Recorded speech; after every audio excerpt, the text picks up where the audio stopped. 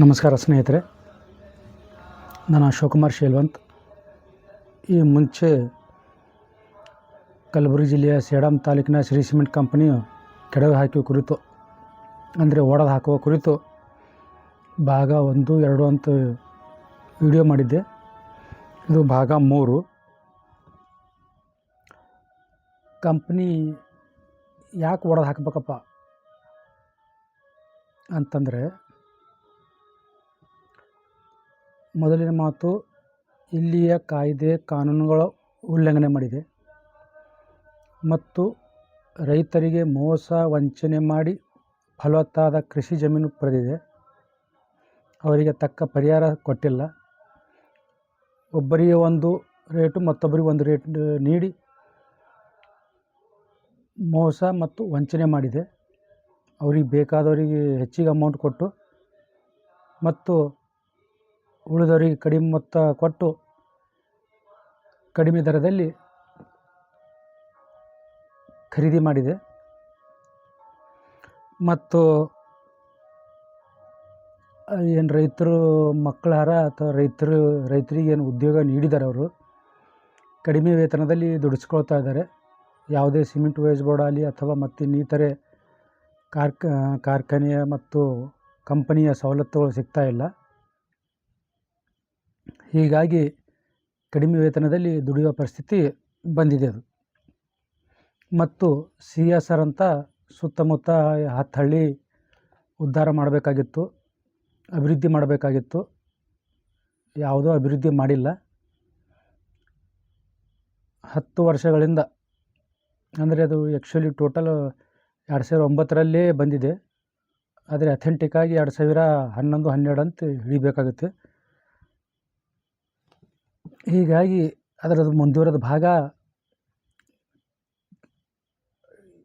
Company ಏನೇನು ಕಾಯ್ದೆ ಕಾನೂನು ಉಲ್ಲಂಘನೆ ಮಾಡಿದೆ ಮತ್ತು ನಾನೇನು ಹೋರಾಟ ಮಾಡ್ತಾ ಬಂದಿದ್ದೀನಿ, ಅದು ಸ್ವಲ್ಪ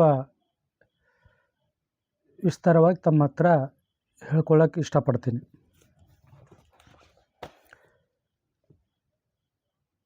ಕರ್ನಾಟಕ ಗ್ರಾಮ ಸ್ವರಾಜ್ ಮತ್ತು ಪಂಚಾಯತ್ ರಾಜ್ ಅಧಿನಿಯಮ 1993 ಸೆಕ್ಷನ್ 64 ಮತ್ತು 66 ಮತ್ತು 199, 200, 201, 202, 203 ವೈಲೇಷನ್ ಮಾಡಿದೆ.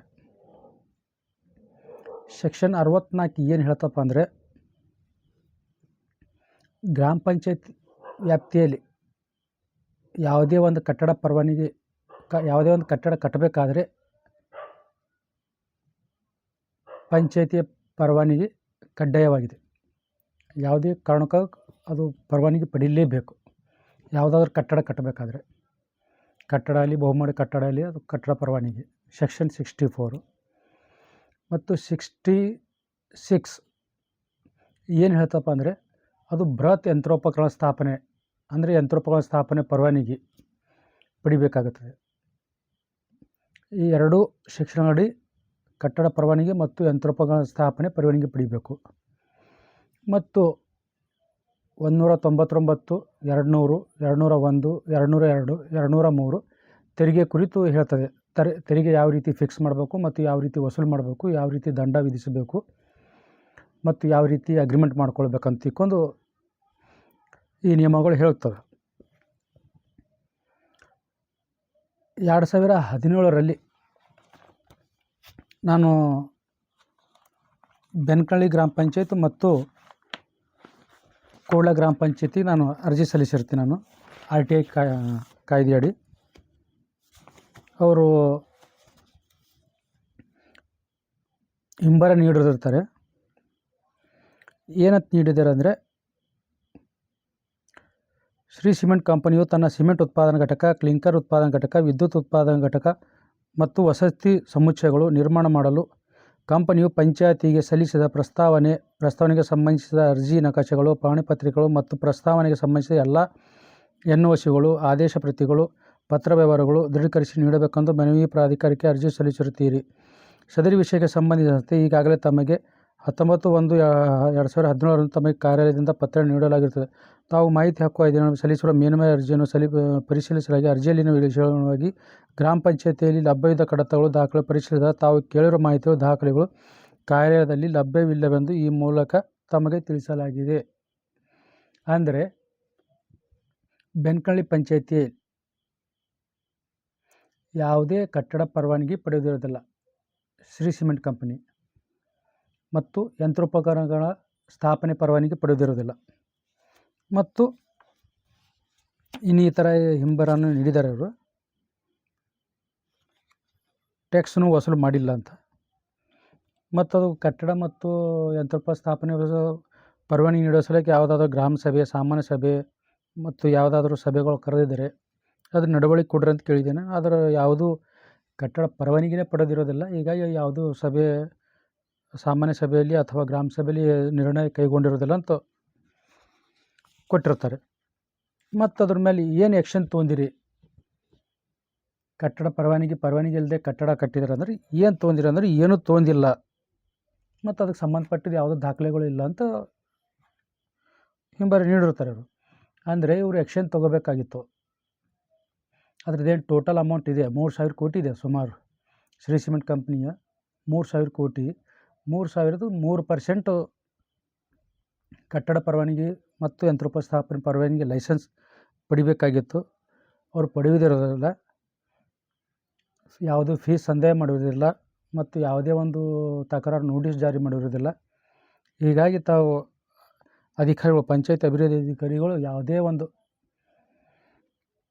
ಕಂಪನಿ ಮೇಲೆ ಕ್ರಮ ಕೈಗೊಳ್ಳಲಾರದೆ ಇಲ್ಲಿ ತನಕ ಮುಂದೂಡ್ತಾ ಬಂದಿದ್ದಾರೆ. ಯಾವೊಬ್ಬ ಅಧಿಕಾರಿಗಳು ಕಂಪ್ನಿ ಮೇಲೆ ಯಾವುದೇ ಆ್ಯಕ್ಷನ್ ತೊಗೊಂಡಿಲ್ಲ ಮತ್ತು ಯಾವುದೇ ಟ್ಯಾಕ್ಸ್ ವಸೂಲಿ ಮಾಡಿರುವುದಿಲ್ಲ. ಇದೇ ರೀತಿ ಬೆನಕಳ್ಳಿ 2017ರಲ್ಲಿ ಕೇಳಿರ್ತೇನೆ ಮತ್ತು 2020ರಲ್ಲಿಯೂ ಕೂಡ ಕೇಳಿರ್ತೀನಿ ನಾನು. 2000 ಮತ್ತು 2020ರಂದು ಆವಾಗ ಕೂಡ ಅವರು ಯಾವುದೇ ಪರವಾನಗಿ ತೊಗೊಂಡಿಲ್ಲ ಮತ್ತು ಯಾವುದೇ ಟ್ಯಾಕ್ಸ್ ವಸೂಲಿ ಮಾಡಿರೋದಿಲ್ಲ ಅಂತ ಕೊಟ್ಟಿರ್ತಾರೆ. ಮತ್ತು ಕೋಡ್ಲ ಗ್ರಾಮ ಪಂಚಾಯತ್ ಕೂಡ ಅದೇ ರೀತಿ ಇದೆ. ಅವರು ಕೂಡ ಕಂಪ್ನಿ ಮೇಲೆ ಆ್ಯಕ್ಷನ್ ತೊಗೋಬೇಕಾಗಿತ್ತು, ಯಾವುದೇ ಆ್ಯಕ್ಷನ್ ತೊಗೊಂಡಿಲ್ಲ. ತೆರಿಗೆ ವಸೂಲಿ ಮಾಡಬೇಕಾಗಿತ್ತು, ತೆರಿಗೆ ವಸೂಲಿ ಮಾಡಿರೋದಿಲ್ಲ. 2017ರಿಂದ ನಾನು ಕೇಳ್ತಾ ಇದ್ದೀನಿ. ನಾನು ಅವಾಗೇ ಜಾಗೃತ ಆಗಿ ಕಂಪ್ನಿಗೆ ನೋಟಿಸ್ ಕೊಟ್ಟು ಕಂಪ್ನಿಯಿಂದ ತೆರಿಗೆ ವಸೂಲಿ ಮಾಡಿ ಮತ್ತು ಕಂಪ್ನಿ ಇಲ್ಲಿಗೆಲ್ಲ ಕನ್ಸ್ಟ್ರಕ್ಷನ್ ಮಾಡ್ತದೆ ಅಂತ ತಿಳ್ಕೊಂಡು ಕಂಪ್ನಿ ಮೇಲೆ ಆ್ಯಕ್ಷನ್ ತೊಗೊಂಡು ಕ್ರಮ ವಹಿಸಬೇಕಾಗಿತ್ತು. ಆದರೆ ಯಾವುದೂ ಕ್ರಮ ವಹಿಸುವುದಿಲ್ಲ. 2009ರಿಂದಲೇ ಭೂಮಿ ಖರೀದಿ ಮಾಡ್ತಾಯಿದೆ ಶ್ರೀ ಸಿಮೆಂಟ್ ಕಂಪ್ನಿ. 2009ರಲ್ಲಿ 8/9ರಿಂದ ಅದು ಬೇರೆ ವಿಷಯ. ಅದು 79AB ವೈಲೇಷನ್ ಮಾಡಿದೆ ಅಂತ ತಿಳ್ಕೊಂಡು ಅಂದಿನ ಸಹಾಯಕ ಆಯುಕ್ತರಾದಂಥ ಡಿ ಕೆರೆಯವರು ಅದು ಪೂರ್ತಿ 1348 ಎಕರೆ ಏನು ಜಮೀನಿದೆ ಅದು ಗೌರ್ಮೆಂಟ್ ಲ್ಯಾಂಡ್ ಮಾಡಿದ್ದಾರೆ ಅವರು. ಅದ್ರ ಮೇಲೆ ಅವರು ಟ್ಯಾಕ್ಸ್ ಫಿಕ್ಸ್ ಮಾಡಬೇಕಾಗಿತ್ತು ಮತ್ತು ಪರವಾನಗಿ ಪಡಿಬೇಕಾಗಿತ್ತು. ಕಂಪ್ನಿ ದಂಡ ವಸೂಲು ಮಾಡಬೇಕಾಗಿತ್ತು ಪಂಚಾಯತಿದವರು. ಆದರೆ ಇನ್ನವರೆಗೆ ಪಂಚಾಯತ್ ಅಭಿವೃದ್ಧಿ ಅಧಿಕಾರಿಗಳು ಮತ್ತು ಕಾರ್ಯದರ್ಶಿಗಳು ಮತ್ತು ಅಲ್ಲಿಯ ಗ್ರಾಮ ಪಂಚಾಯತ್ ಕೋಡ್ಲ ಮತ್ತು ಬೆನಕಳ್ಳಿ ಸ್ಟಾಫ್ ಯಾವುದೇ ಕ್ರಮ ವಹಿಸಿರುವುದಿಲ್ಲ. ಮತ್ತು 1 ವರ್ಷದಿಂದ ಮುಂಚೆ ಇವಾಗ ಶ್ರೀ ಸಿಮೆಂಟ್ ಕಂಪ್ನಿ ಏನು 2ನೇ ಘಟಕ ನಿರ್ಮಾಣ ಮಾಡಿ ಸಿಮೆಂಟ್ ಉತ್ಪಾದನೆ ಮಾಡ್ತಾಯಿದೆ. 1-1.5 ವರ್ಷ ಆಯಿತು. ನಾನು ತಾಲೂಕ್ ಪಂಚಾಯತ್ ಇವರಿಗೆ ನಾನು ಕೇಳಿದ್ದೆ. ನಾನು ಪೂರ್ತಿ ಕಂಪ್ನಿನೇ ಇಲ್ಲಿಗಲೇ ಇದೆ, ಡೆಮೊಲಿಷ್ ಮಾಡ್ರಿ ಅಂತ ತಿಳ್ಕೊಂಡು ನಾನು ದೂರು ಕೂಡ ಸಲ್ಲಿಸಿದೆ. ನಾನು ಇವಾಗ ಹೇಳ್ತೀನಿ. ನಾನು ತಾಲೂಕ್ ಪಂಚಾಯತ್ ಇ ಒ ಚೆನ್ನಪ್ಪ ರಾಯಣ್ಣನವರಿಗೆ ನಾನು ಹೇಳಿದ್ದೆ. ನಾನು ಯಾವುದೋ ಕಾರಣಕ್ಕಾಗಿ ತಾಲೂಕ್ ಪಂಚಾಯತಿಗೆ ಹೋದಾಗ ಅವರು ಗಮನಕ್ಕೆ ತಂದಿದ್ದೆ. ತನ್ನ ಶ್ರೀ ಸಿಮೆಂಟ್ ಕಂಪ್ನಿ ತನ್ನ 2ನೇ ಘಟಕ ನಿರ್ಮಾಣ ಮಾಡ್ತಾಯಿದೆ, ಅದ್ರ ಮೇಲೆ ಆ್ಯಕ್ಷನ್ ತಗೋರಿ ಅಂತ ತಿಳ್ಕೊಂಡು ಓರಲ್ಲಾಗಿ ಹೇಳಿದ್ದೆ. ನಾನು ಏನು ಮಾಡ್ತಾಯಿದ್ರಿ, ಏನು ನಿರ್ಮಾಣ ಮಾಡ್ತಾಯಿದೆಯಾ ಅಥವಾ ಇಲ್ಲ ಅಂತ ಕೇಳಿದೆ. ನಾನು ಅದು ಏನೂ ಮಾಡ್ತಾಯಿಲ್ಲ ಅಂತ ಹೇಳಿದರು ನನಗೆ. ಆದರೆ ಶ್ರೀ ಸಿಮೆಂಟ್ ಕಂಪ್ನಿಯು 2 ವರ್ಷದಿಂದ ತನ್ನ 2ನೇ ಸಿಮೆಂಟ್ ಘಟಕ ನಿರ್ಮಾಣ ಕಾರ್ಯದಲ್ಲಿ ತೊಡಗಿದೆ. ಇವಾಗೂ ಕೂಡ ಪ್ರೆಸೆಂಟ್ ನಿರ್ಮಾಣ ಕಾರ್ಯದಲ್ಲಿ ಪ್ರಗತಿಯಲ್ಲಿದೆ. ಆದರೂ ಕೂಡ ಅಧಿಕಾರಿಗಳು ಕಣ್ಣು ಮುಚ್ಚಿಕೊಳ್ತಿದ್ದಾರೆ. ಕಂಪ್ನಿಯ ಕೆಲಸ ತಡೆ ಹಿಡಿಬೇಕಾಗಿತ್ತು. ಪಂಚಾಯತಿಯ ಪರವಾನಗಿ ಪಡಿಬೇಕಾಗಿತ್ತು. ಅದು ಬೆನಕಳ್ಳಿ ಸೀಮೆಯಲ್ಲಿ ಬರ್ತದೆ ಅಂತ ಹೇಳ್ತಾರೆ. ಬೆನಕಳ್ಳಿ ಗ್ರಾಮ ಪಂಚಾಯತ್ ಪಿ ಡಿ ಅವರವರು ಇನ್ನೂವರೆಗೆ ಯಾವುದೇ ಆ್ಯಕ್ಷನ್ ತೊಗೊಂಡಿಲ್ಲ. ತನ್ನ 2ನೇ ಘಟಕ 2700 ಚಿಲ್ಲರೆ ಇದೆ ಸಮಥಿಂಗ್, ಅಂದರೆ 3000 ಕೋಟಿ ಪ್ರಾಜೆಕ್ಟ್ ಇದೆ ಅದು. ಮತ್ತು 2ನೇ ಸಿಮೆಂಟ್ ಘಟಕ ಕೂಡ ಅಂದರೆ ಅದು ದಂಡ ವಸೂಲಿ ಮಾಡಬೇಕು. ಅದು ಕೂಡ ಪರವಾನಗಿ ಇಲ್ಲ. 2ನೇ ಸಿಮೆಂಟ್ ಘಟಕ ಕೂಡ ಪರವಾನಗಿ ಇಲ್ಲ. ಹೀಗಾಗಿ ಟೋಟಲಿ ಶ್ರೀ ಸಿಮೆಂಟ್ ಕಂಪ್ನಿಯು ಟೋಟಲಿ ಇಲ್ಲೀಗಲ್ ಅದ. ಇಲ್ಲಿಯ ಮಣ್ಣು, ಕಲ್ಲು, ಜಲ, ನೆಲ ಬಳಸ್ಕೊಂಡು ಕಂಪ್ನಿ ಯಾವುದೇ ಕಾಯ್ದೆ ಕಾನೂನು ಗೌರವ ಕೊಡ್ತಾ ಇಲ್ಲ. ಎಲ್ಲ ಕಾಯ್ದೆ ಕಾನೂನುಗಳು ಉಲ್ಲಂಘನೆ ಮಾಡ್ತಾಯಿದೆ. ಕಂಪ್ನಿ ಪೂರ್ತಿ ಇಲ್ಲೀಗಲ್ ಇದೆ. ಅದಕ್ಕಾಗಿ ಅದು ಒಡೆದು ಹಾಕಬೇಕು. ನಂತರ 2009ರಲ್ಲಿ ಸರ್ಕಾರ ಅಂದರೆ ಜಿಲ್ಲಾಧಿಕಾರಿಗಳು ಟೋಟಲ್ ಕೋಡ್ಲ ಗ್ರಾಮದ ಸರ್ವೆ ನಂಬರ್ 851, ವಿಸ್ತೀರ್ಣ 310 ಎಕರೆ, ಮತ್ತು ಬೆನಕಳ್ಳಿ ಗ್ರಾಮದ ಸರ್ವೆ ನಂಬರ್ 320/1ರಲ್ಲಿ 120 ಎಕರೆ, ಟೋಟಲ್ 430 ಎಕರೆ ಸರ್ಕಾರಿ ಜಮೀನು ಪ್ರತಿ ಎಕರೆ 2000 ಅಂತ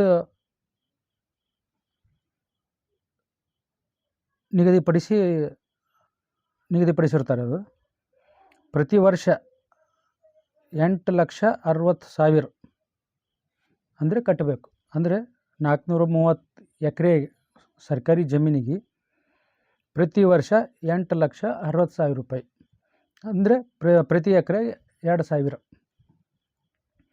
ಅಂತ 30 ವರ್ಷಕ್ಕೆ ಲೀಸ್ ಕೊಟ್ಟಿರ್ತಾರೆ ಅವರು. ಅಂದರೆ ಗೌರ್ಮೆಂಟ್ ಲ್ಯಾಂಡ್ ಗ್ರ್ಯಾಂಟ್ ಮಾಡಿರ್ತಾರೆ ಅವರಿಗೆ. 430 ಎಕರೆ ಅಂದರೆ ಜಿಲ್ಲಾಧಿಕಾರಿಗಳು ಕಡಿಮೆ ಮೊತ್ತಕ್ಕೆ 2,000 ಪ್ರತಿ ಎಕರೆಗೆ 2,000 ಹೆಂಗೆ?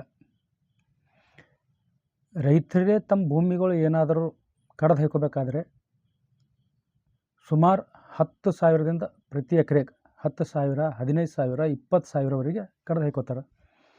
ಇದು ಪೂರ್ತಿ ಏನೂ ಇಲ್ಲ. ಜಿಲ್ಲಾಧಿಕಾರಿಗಳು ಇದರಲ್ಲಿ ಶಾಮೀಲಾರ.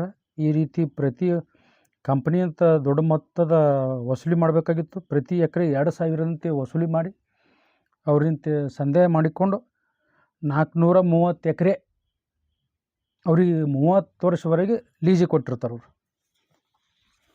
ಇದು ಪೂರ್ತಿ ಕಾನೂನು ಬಾಹಿರಾದಿದು. ಇದು ಪೂರ್ತಿ ಮರಳಿ ಪಡಿಬೇಕಿದು. ಇದರ ದೊಡ್ಡ ಹಗರಣ ಇದೆ. ಇದು 430 ಎಕರೆ ಗೌರ್ಮೆಂಟ್ ಲ್ಯಾಂಡು.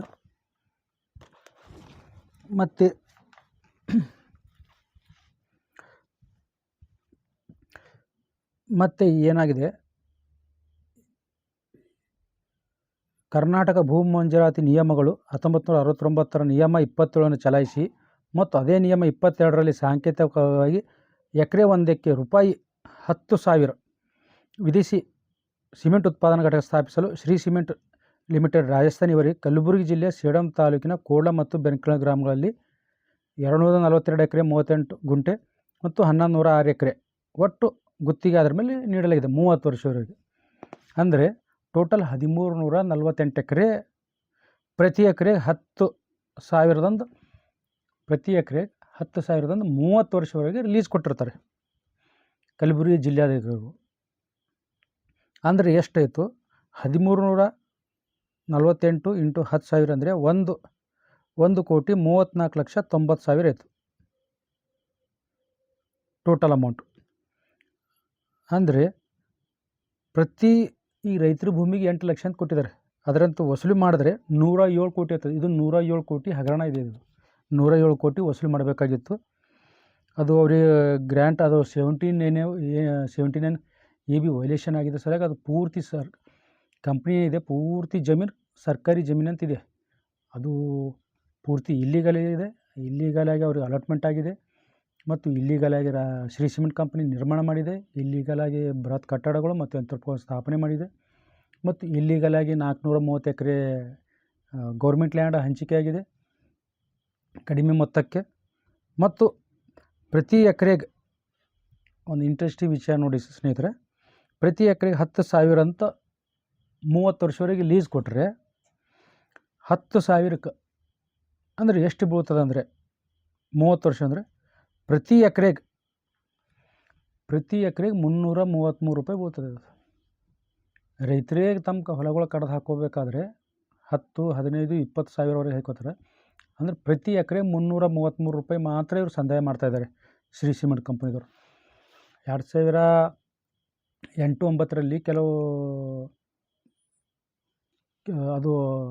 ಕೆಲವು ಜನರು ಭೂಮಿ ಕಡಿಮೆ ಮೊತ್ತದಲ್ಲಿ ರೈತರಿಂದ ಖರೀದಿ ಮಾಡಿ ಶ್ರೀ ಸಿಮೆಂಟ್ದವರೇ ಖರೀದಿ ಮಾಡಿ 17 NEB ವೈಲೇಷನ್ ಆಗ್ಯದ ಅಂತ ತಿಳ್ಕೊಂಡು ಡಿ ಕೆ ರಿವರ್ ಅದು ಪೂರ್ತಿ 1348 ಎಕರೆ ಪೂರ್ತಿ ಗೌರ್ಮೆಂಟ್ ಲ್ಯಾಂಡ್ ಮಾಡಿದ್ದಿರೋದು.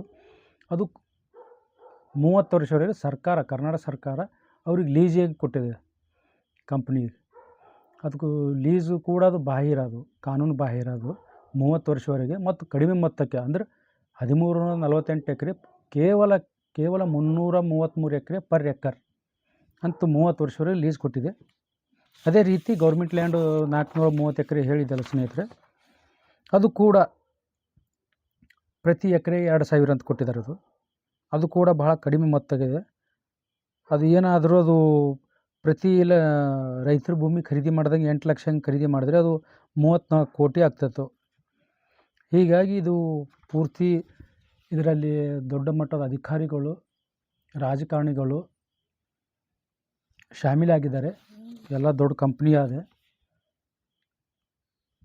ಏನೋ ಕಂಪ್ನಿ ಬರ್ತದೆ ಜನರು ಉದ್ಧಾರ ಆಗ್ತಾರೆ ಅಂತ ತಿಳ್ಕೊಂಡು ರೈತರೆಲ್ಲ ತಮ್ಮ ಫಲವತ್ತಾದ ಕೃಷಿ ಜಮೀನು ಕೊಟ್ಟಿದ್ದರು. ಆದರೆ ಅವ್ರಿಗೆ ಮೋಸ ಮತ್ತು ವಂಚನೆ ಮಾಡಿ ಕಡಿಮೆ ರೇತದಲ್ಲಿ ಪ್ರತಿ ಎಕರೆಗೆ ಅಂತ ತಿಳ್ಕೊಂಡು ಸ್ವಲ್ಪ ಕೊಡ್ತಾ ಬರೀ ಅವ್ರ ಜೀವನ ಬರೀ ಹೋರಾಟ ಮಾಡೋದೇ ಆಗಿ ಹೋಗಿಬಿಟ್ಟಿದೆ ಅವ್ರದ್ದು. ಯಾರು ಹೇಳೋರಿಲ್ಲ ಕೇಳೋರಿಲ್ಲ. ಅವ್ರು ಬರೀ ಎಲೆಕ್ಷನ್ ಇದ್ದಾಗ ಮಾತ್ರ ಅವ್ರ ಹತ್ರ ಬರ್ತಾರೆ, ರೈತರ ಹತ್ರ ಬಂದು ಅವ್ರ ನೋವಿಗೆ ಸ್ಪಂದನೆ ಮಾಡ್ತಾ ಇಲ್ಲ. ಇದು ಅವ್ರಿಗೆ ನ್ಯಾಯ ಒದಗಿಸ್ಕೊಡ್ಬೇಕು. ಹೀಗಾಗಿ ನಾವು 2017ರಲ್ಲಿ